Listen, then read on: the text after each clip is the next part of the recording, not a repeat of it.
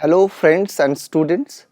This is Dr. Patanjali Mishra, Assistant Professor, School of Education, welcomes you in this talk.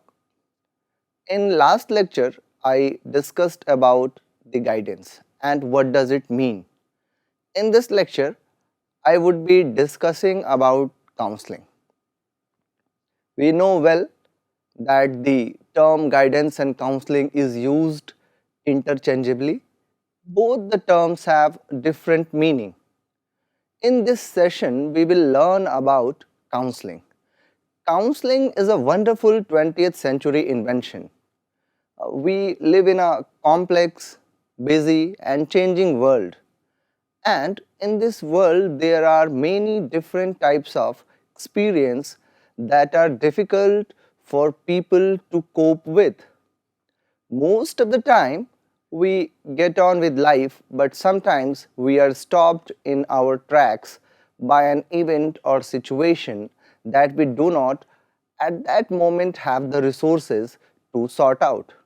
Most of the time, we find ways of dealing with such problems in living by talking to family, talking to friends, talking to neighbors, or our family doctor.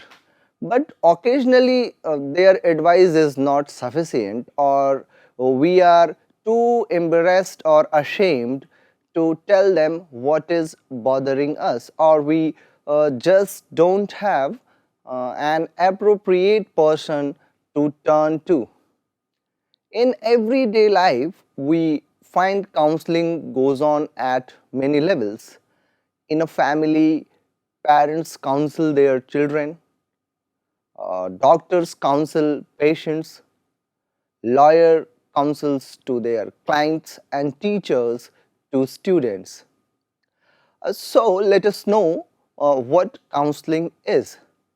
The term counseling can mean different things to different people, but in general, it is a process people seek when they want to change something in their lives or simply explore their thoughts and feelings in more depth.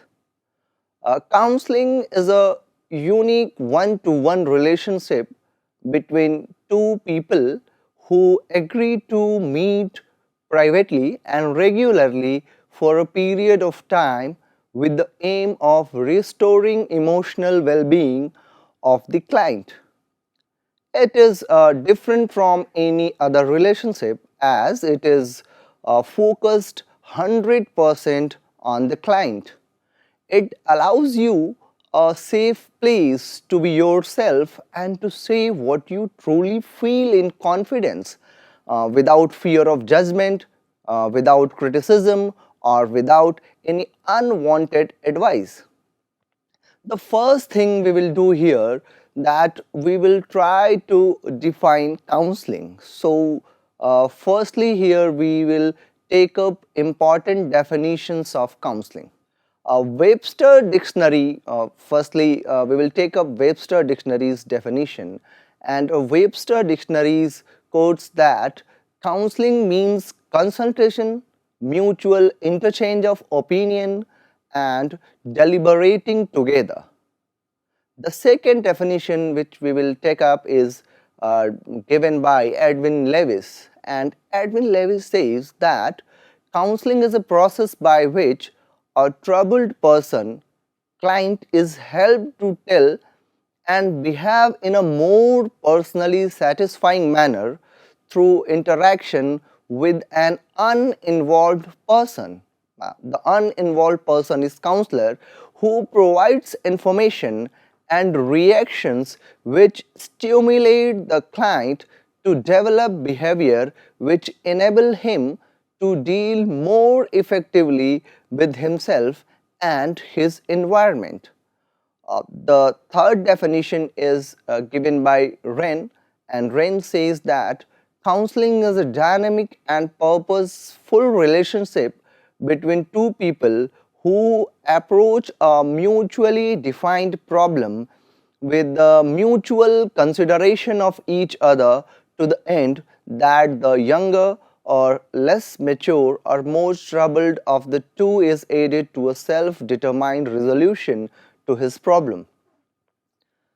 The next definition, and the important definition, is Shertzer and Stone has given this definition, and Shertzer and Stone says that counseling is an interactive process which facilitates meaningful understanding of self and environment and results in the establishment and or clarification of goals and values for future behaviors. After analyzing these definitions, we would like to conclude that what is coming out of these definitions. So, out of these definitions, we will point out certain things, and we will try to learn from that what is counseling. We see in these definitions, the first thing which is coming out is that counseling is a two-way process. I will explain you that how counseling is a two-way process. The process that occurs when a client and counselor set aside time in order to explore difficulties which may include the stressful or emotional feeling of the client. In this way, we can say that counseling is a two-way process. The second thing which come up from the definitions is that there are mutual relationships of trust between the two individuals. What does it mean? It means clearly that confidentiality is a paramount to successful counseling. Professional counselors will usually explain their policy on confidentiality.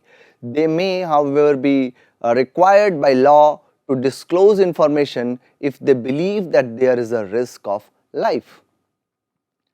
The third thing which come out from these definitions is that it helps individuals to gain self-understanding, self-acceptance and self-realization. The next thing is it helps an individual to become happier, more creative and better adjusted. The act of helping the client to see things more clearly, possibly from a different viewpoint. This can enable the client to focus on feelings, experiences or behavior with the goal of facilitating positive change. Now we will take up that what counseling is not. The first thing I would like to mention here is that giving advice. Counseling is not an advice giving service. It is a supportive service that allows a client to gain understanding of self by self-exploration of their emotional issues. The second is judgmental. Counseling is not about being judgmental. The third thing is attempting to sort out the problems of the client. The fourth thing is expecting or encouraging a client to behave in a way in which the counselor may have behaved when confronted with a similar problem in their own life. Then while giving counseling, you should be clear in your mind that your experiences should not be conveyed in a manner to your client that you should behave in that particular way. Fifth thing is getting emotionally involved with the client. You should always be careful in this regard that you should not get involved emotionally with your client, since it will affect the counseling sessions of your client. The sixth thing is looking at a client's problem from your own perspective based on your own value system. You should not impose your own value system on your client, or you should not look at the client's problem from your own perspective. The seventh point is counseling is not a time-filling service for those people who are perceived as being crazy because they are experiencing problems in coping with personal and emotional issues. The eighth point is counseling is not the magic answer to life's problems. An instant solution is also not found in counseling program or sessions. Counseling provides an opportunity to gain a better understanding of the ways in which positive changes can create a means of exploring difficulties and of working towards resolving personal issues. The ninth point is, although counseling provides a tool to explore difficult personal issues, it is not a supportive emotional crutch that enables you to carry on with life without a care in the world. Counseling should be used as a supplementary support, and this means that anyone attending counseling sessions must be prepared to put in the required time and effort to work towards creating emotional improvements. Now I will discuss that what activities counseling involves. Counseling basically constitutes the three activities, and these three activities are, first one is information, and second one is advising, and third one is counseling. I will explain you that what is the meaning of information and what is the meaning of advising. Informing means the role of the counselor is to give appropriate and correct information to the clients. For example, you are a student and you need counseling to select your course for the future. Here, the role of the counselor is to give you information about the availability of different courses and its future prospects. Now I will tell you that what is advising. After informing, the second stage is advising, and in this stage the counselor suggests appropriate course of action. Here the counselor will offer you several options and recommends one according to your aim or interest. For example, if your aim is to be an engineer, the counselor will suggest you a course related to applied mathematics. What is counseling? In this stage of counseling, the counselor helps the students to clarify his needs, feelings or motivations so that he can make the appropriate decision for himself. For example, if you will tell you have no aim or you cannot decide what you will do in future, so the counselor will ask you, if you are not sure about what to do in future but you must want to do something interesting, so describe about your idea.